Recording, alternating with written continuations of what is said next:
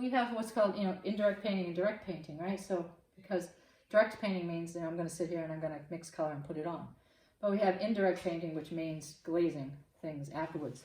So when things are dry, just don't forget that, you know, we are in the modern generation and we can take things from historically that were done and mix them all up.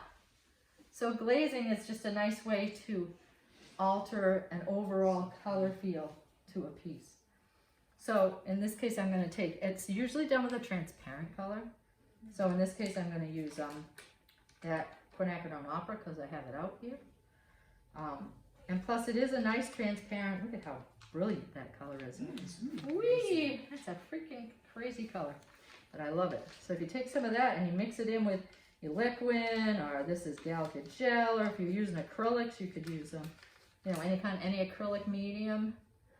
And then you can put it over things and it will automatically, you know, change the way all the different colors are.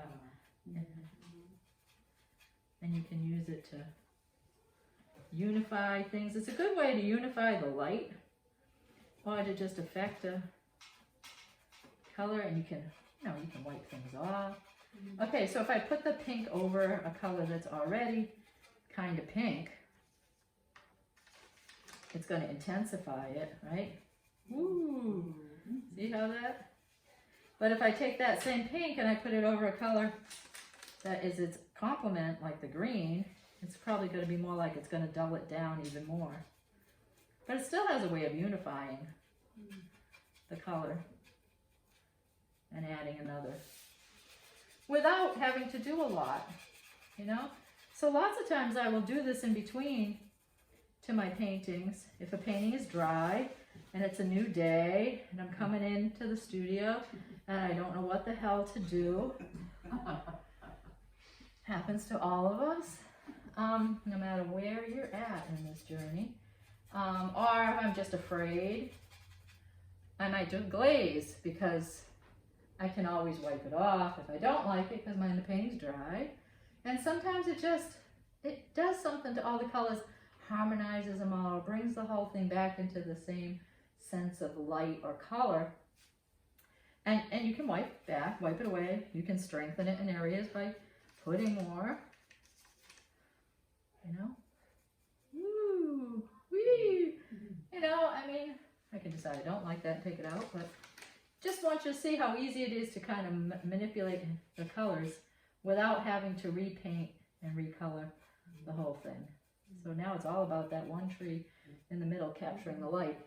So it kind of altered the focus of it. So that is a tool not to forget about in your toolbox. Ways that you can, sometimes I do it to,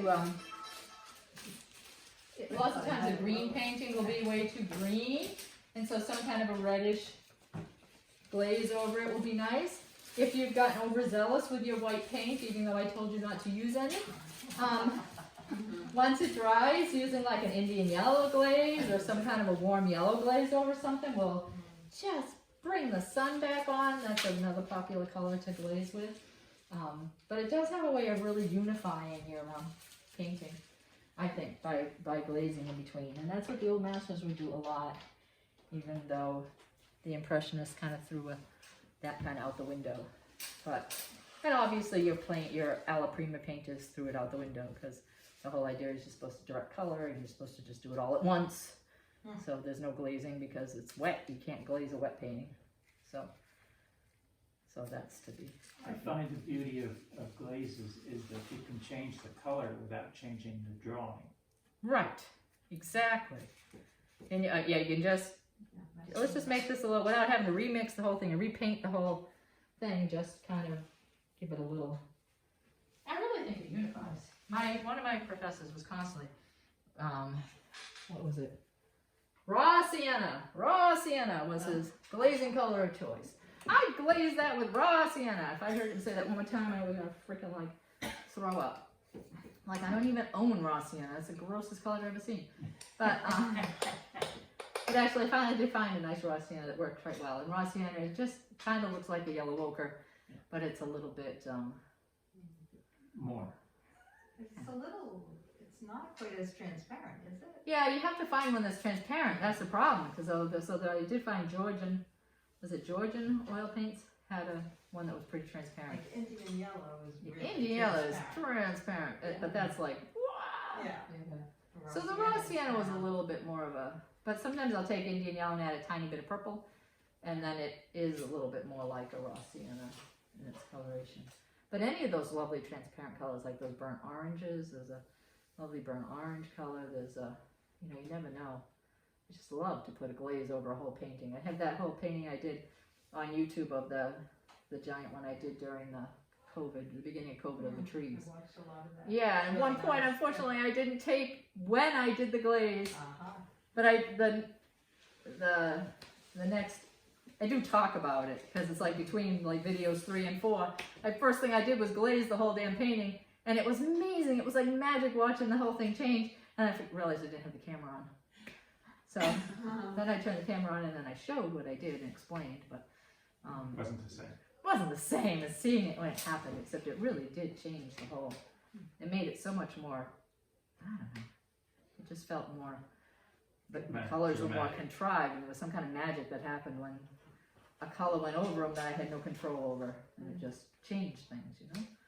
So keep that in mind. So I think that is going to just about wrap it up for our 6 weeks together, unless anybody else has any pressing ideas, and I hope you've all had some semblance of fun. Yeah, that's great. And, yeah.